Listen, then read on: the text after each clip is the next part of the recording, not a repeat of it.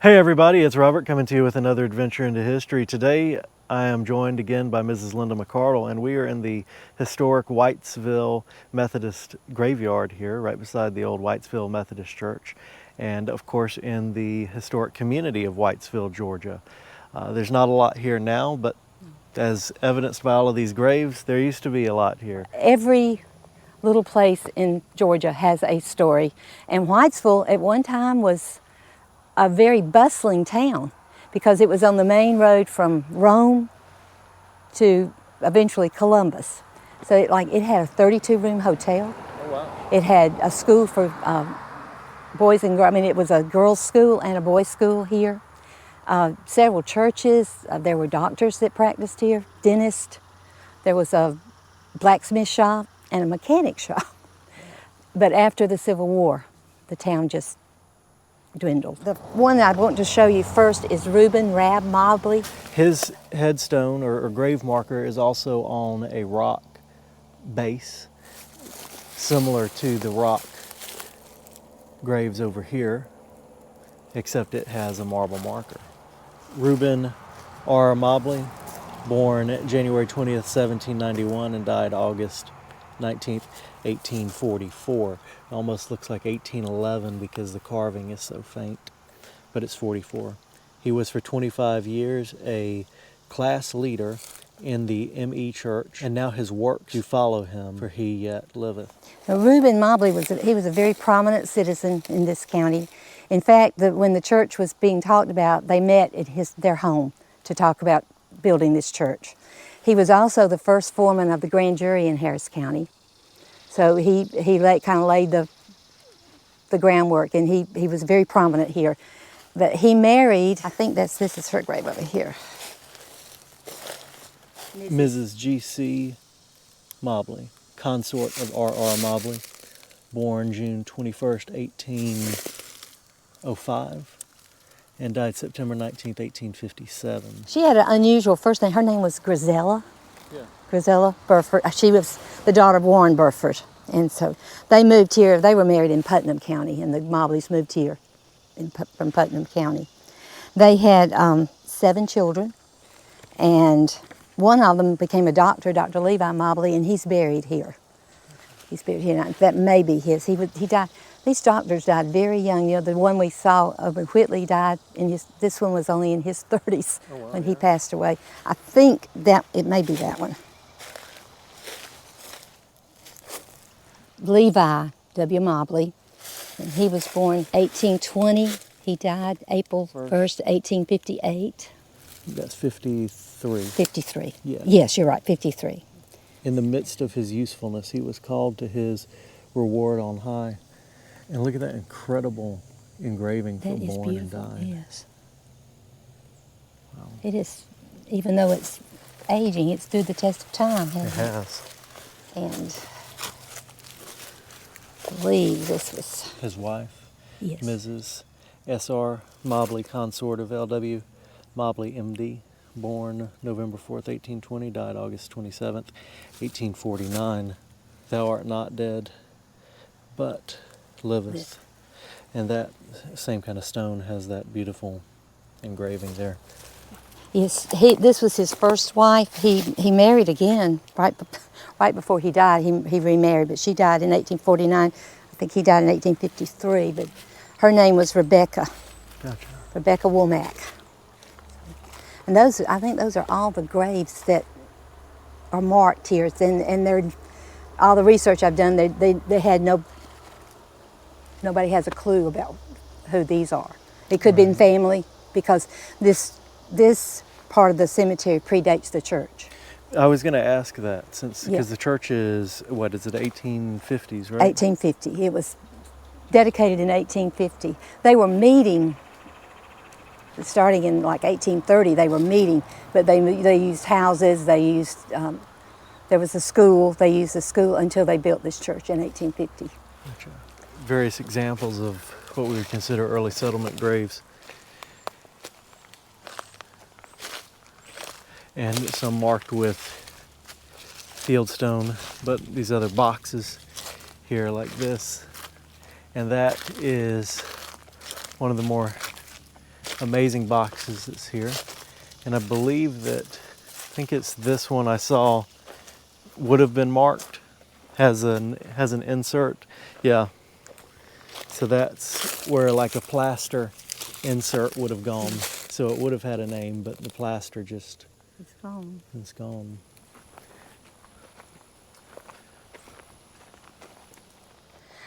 I think it's unusual that you see where people have put flowers and things. So I was thinking that the other day when I came, that somebody knew who was buried here, but they didn't mark it or anything. I see this one too had for one, the brick pillar on the end is interesting. But this one also had a plaster insert, which is, I don't think there's anything, nothing engraved left on it. But it had a plaster insert, and these are brick markers that are that old, very old brick, plantation era brick. So,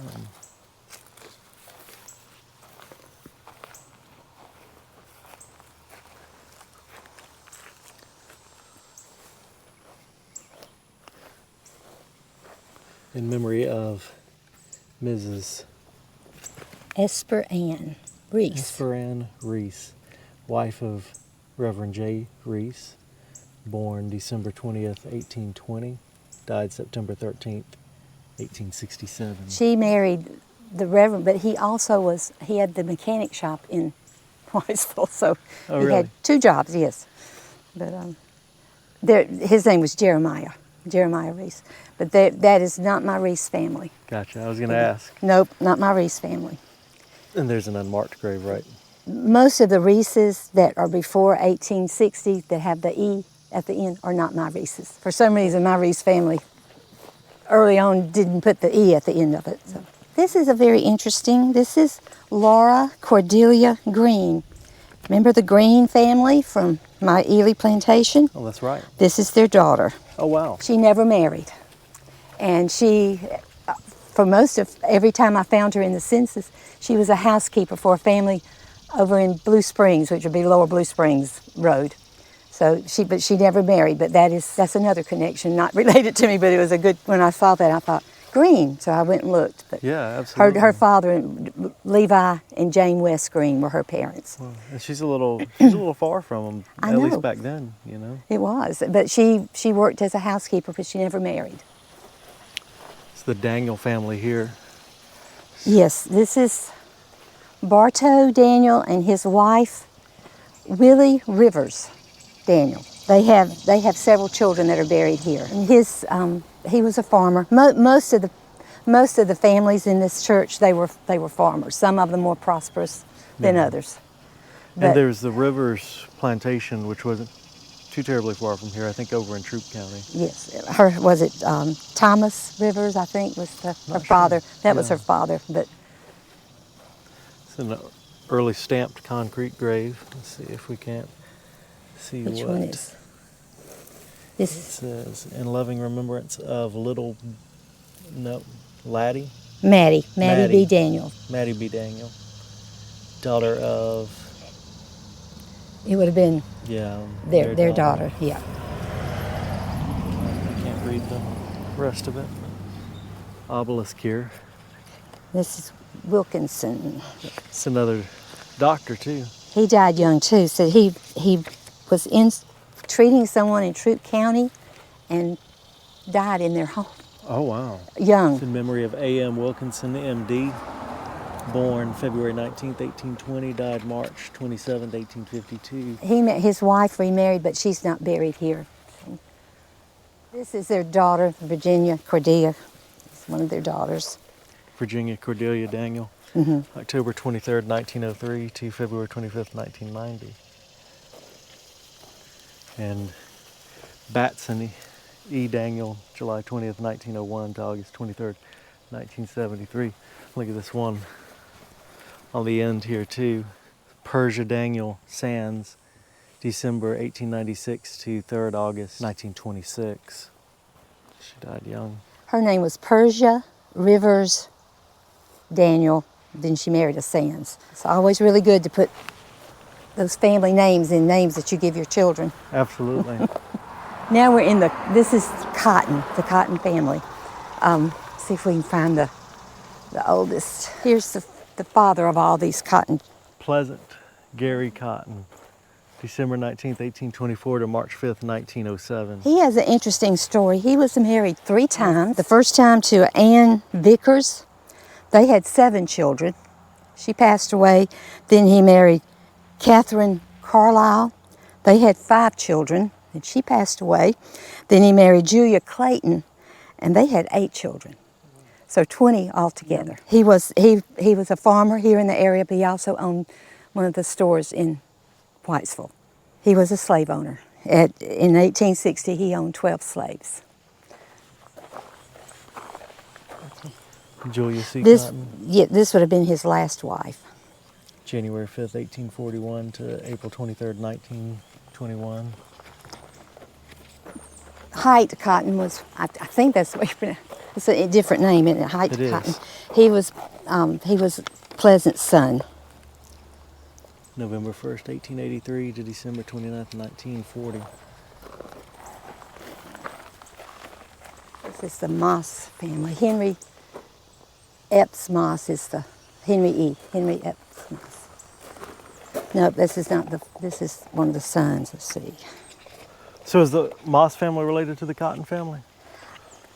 I could not find that connection. I couldn't find that connection. So I see that they're... But they're all together, aren't they? Yeah, I thought that this was the same plot as the Cotton family, but I do see it's got a divider down there. This is the later Yeah, this Cotton is family. a son of Pleasant Gary Cotton, David Lee Cotton. David Lee Cotton. And then Walter Lee Cotton. Another son. Layla Whitaker Cotton. That was his wife. Leela was Walter Lee's wife. And then Hallie Elder Cotton. Down here. And she was Henry Cotton's first wife, so they're both buried here. Henry Moss was born in 1833, and he married Kate Leslie. She attended LaGrange Female College. Henry served as a state legislator from this area, but he has a really sad story. He was going hunting, and he had loaded his shotgun, and he dropped it, and he shot himself in the stomach. And he died just a few minutes later. But the story was carried all across the state because he had a $10,000 accidental life policy, and he had let it lapse. The week before, it had lapsed the week. So when they go trying to find the thing, they go, oh no. Yeah. They didn't pay. They didn't pay. So it would help because they had 7 children. White bronze or zinc markers. Very common to find these in railroad towns because they would be ordered off catalog and come in on the train, but this isn't near the railroad, right? No. Yeah. No, a railroad, they tried, but a railroad never came through here. Yeah. In fact, I think I read that he had petitioned, to try and get a railroad through here, but they didn't. And I think that's why it probably withered after the Civil War. Right. This is their daughter. She was only 25 when she died. He was only 20. And Amy has a sad story. She never married, but she died in Milledgeville in 1940. Really? Yes. And so this is looks like the Talley? The Talley family. The Talleys were one of the early founders of the church. The Talleys had many children, and their oldest daughter went over to the women's school and went to a dance. And she was reprimanded by the church. And they told her she could never do that again. Well, she went back and she got caught. And so they dismissed her from the church. But she later married. So all's well that ends well. Yeah. What about year was that? I think it was in the 1870s. One of the Talley family transcribed all the minutes from the church. So So they published it, so they must have been proud of that. Right. I tell you, some of the old church minutes, I've read the old minutes for the old Philippi church down in Schley County, and they're pretty wild what they would Yes. kick people out for. Well, Piney Grove, this guy kept going fishing on Sunday, and he got kicked out of the church. Yeah. William P. Talley, born July 9th, 1859, and died December 1st, 1905. It says gone but not forgotten. And then Mosey at the bottom, which says wife, Mosey Maddox, wife of William P. Talley, born July 14th, 1862, and died July 10th. Just 4 days before her birthday, 1906. And there's a stone for her as well. It's interesting that she's got the obelisk, because a lot of times you see where the male member of the family has the obelisk. Yes.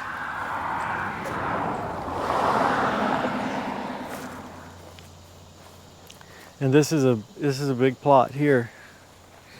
The old Smith Iron Works, Stewart Iron Works gate from Ohio. I see a daughter of a Revolutionary soldier. Yes. So we're still not back at the back ones back there. The oldest one is Notley Maddox, father of all these children. This is Thomas. I think I saw him. He's in the... Not right. Is this? No, let's see. Yeah, Notley Maddox. In memory of Notley Maddox. He was born in 1801. He died in 1867.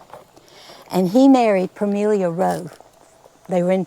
This family came from Putnam County. Her father was Shadrach Sheldrake Rowe. He was a Revolutionary War soldier from Craven County, South Carolina. And I've got the phone number to get in touch with the man that owns the property, because he's buried on 219 at 103. Oh, wow.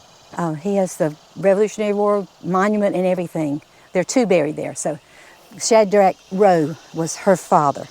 So they moved, many of the Rowes moved to this area with them. And she had married Notley, and they moved here. He was a very wealthy farmer.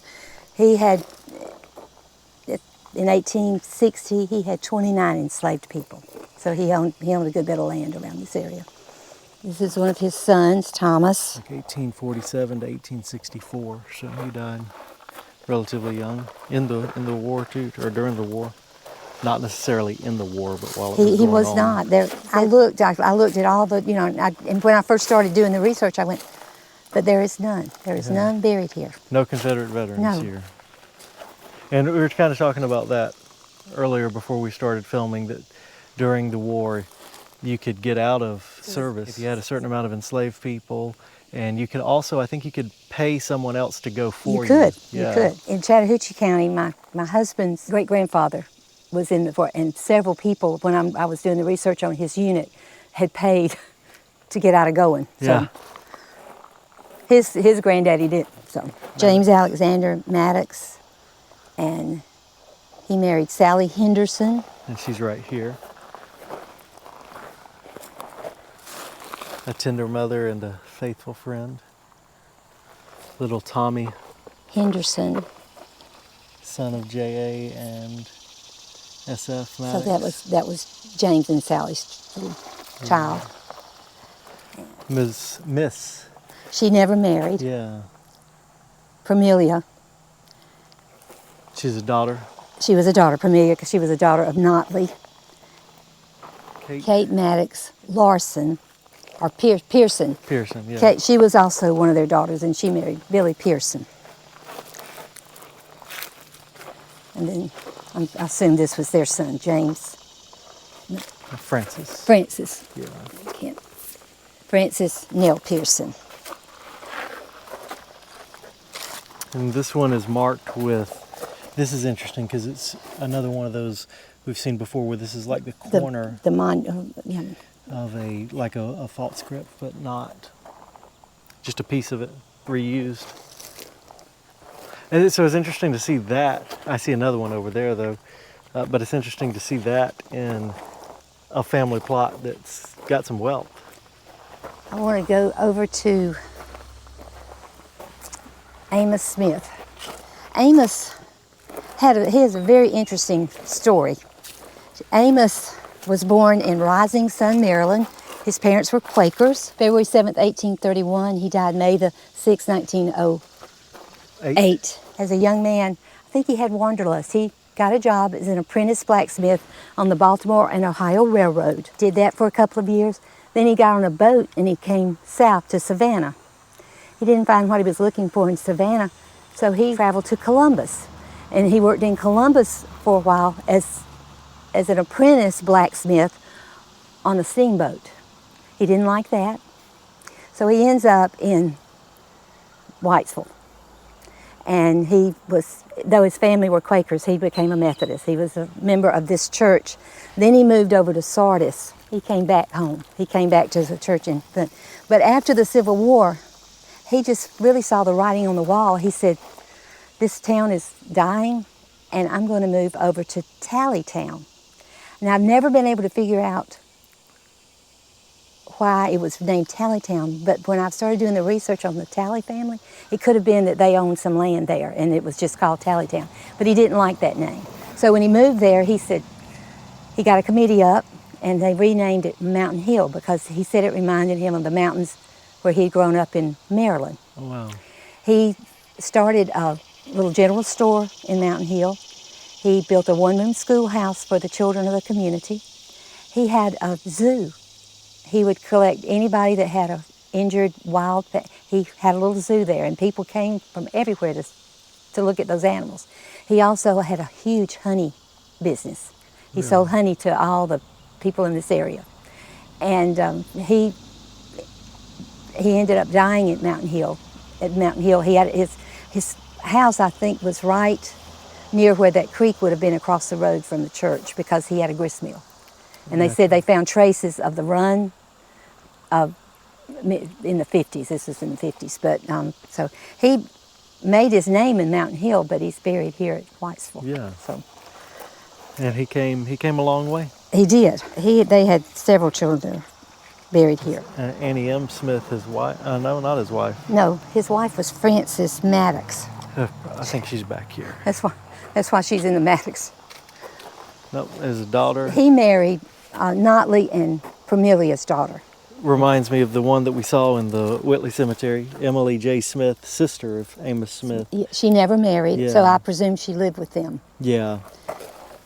And it was damaged markers. 1867 to 1837. 1830 to 1885. That's right.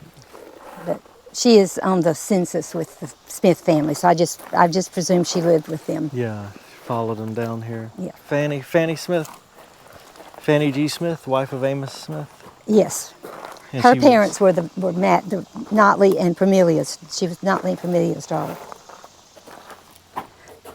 1840, February 29th to March 10th, 1916. Fanny. So I don't know why they're buried so. But this is, Connie was one of their daughters. She never married. Connie didn't marry. This is impressive. The ball on top of this obelisk. We see the Notley name again in William Notley Maddox, born October 25th, 1843 to December 1st, 1910. Thy life was beauty, truth, goodness, and love. And Emma R. Frost, his wife, has the cool spear on top of the monument. Even in the 1900s, those would have been very costly, wouldn't they? This is another one that's, you can see where the marble has deformed. And from Mrs. R.A. Radney, born December 23rd, 1823, and died September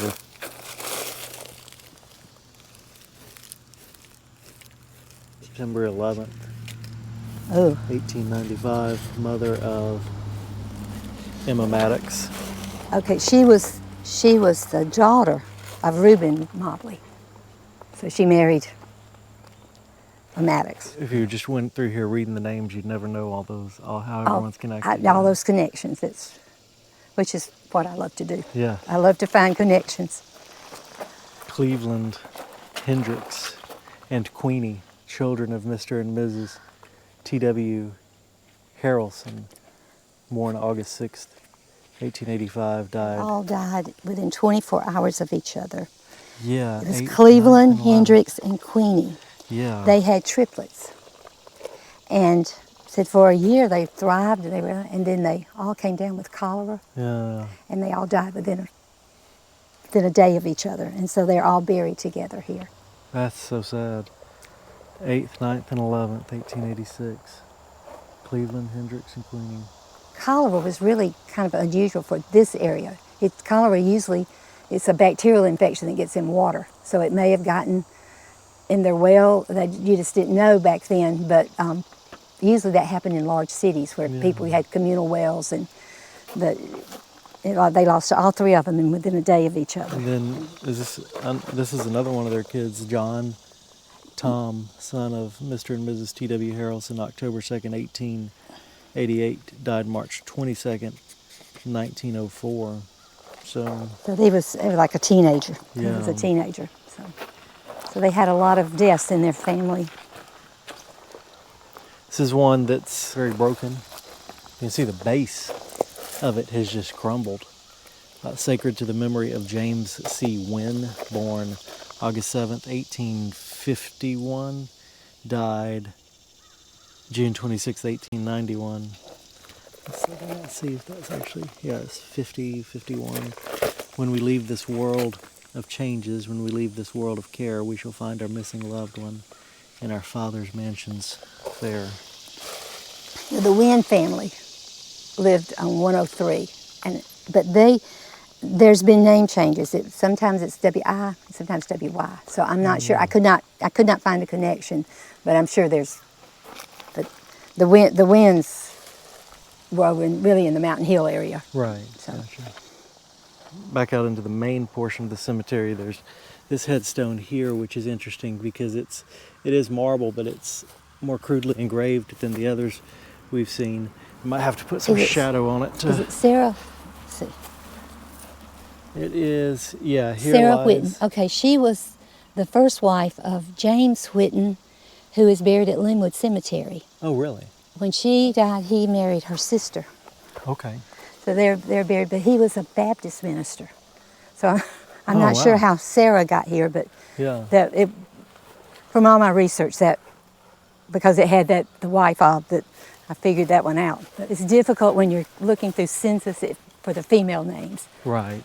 Sometimes if you look at these old cemeteries, no matter, you'll see a well manicured and kept cemetery, but sometimes there are graves in the woods.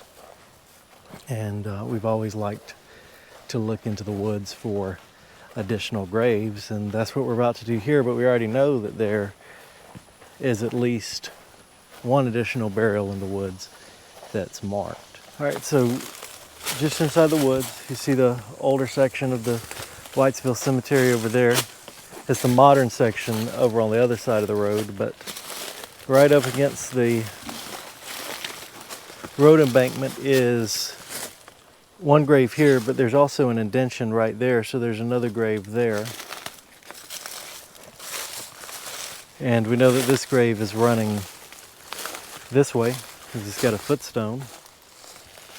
And it says Addie, wife of J.J. Johnson, born October 24th, 1847, died July 29th, 1877.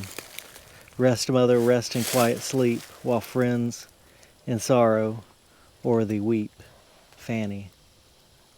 Fanny was her daughter, I guess. And I do believe that she would have been born enslaved.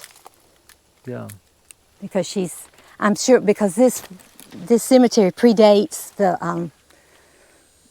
the church, and members of the church had enslaved people, and the Mobleys had enslaved people. So I don't know what family she belonged to, but she did marry a Jack Johnson. They lived in Whitesville, but she was a housekeeper for the Pearson family over in Lower Blue Springs, on Lower Blue Springs Road. It was called Blue Springs then. All these little districts had names. But so I'm not 100% sure, but she's the only Addie that I found anywhere in Harris County. Right. So I feel sure that that's why she's buried outside the church Yes. cemetery. And oftentimes when you do deal with churches that existed in the pre-Civil War era, you find burial ground for enslaved people. I can see an indention Yeah, right there. there's Addie, and there's an indention there. I'm surprised that there's not more, honestly, unless the road took them. And that may have happened. Yeah. You know, that happened at the old Bone Town Cemetery. And Pierce Chapel. Yeah. They just plowed right through the middle of that cemetery. All right, everybody, I hope you've enjoyed this video. Incredible tales from a cemetery, stories of the people here who were alive just like us at one time, and every grave is an individual life story, Yes. you know. And so big thank you to Mrs. Linda for all of her research and joining me out here. I hope you enjoyed this, and we will see you next time.